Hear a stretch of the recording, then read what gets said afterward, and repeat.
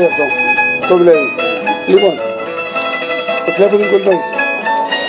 Λοιπόν, στο ξενοδοχείο, η επόμενη σκονή είναι 26950 262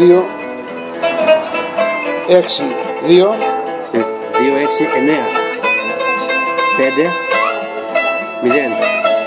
65 245.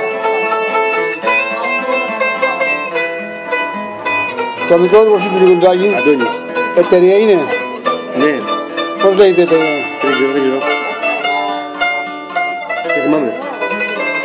Και το κινητό του 693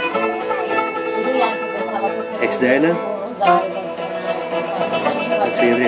70 126. Αντώνης είναι αυτός. Αντώνης. Λοιπόν, το ποσό είναι 85.000. Τα τιμολόγια εμείς τα έχουμε στα χέρια μας, θα τα εκδώσουμε. Τα τιμολόγια δεν υπάρχουν, υπάρχουν σήμερα. Τα κόβουμε τώρα. Εγώ θα του πω, τα τιμολόγια τα έχουμε ήδη κόψει.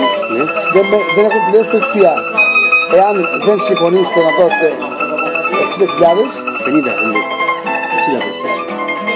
Κάνε μάτι. Εγώ σου πω την κουβέντα όπως είναι ακριβώς.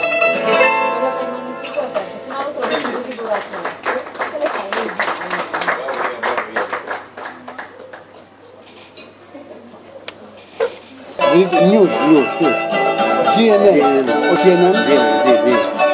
Έτσι, και έτσι λέγω νόμο αυτό. Αυτός εδώ δούλεψε φέτος το ξοδικείο αυτό.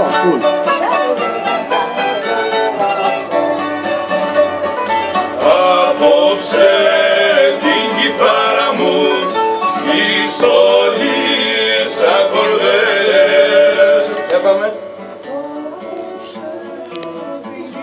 Εδώ.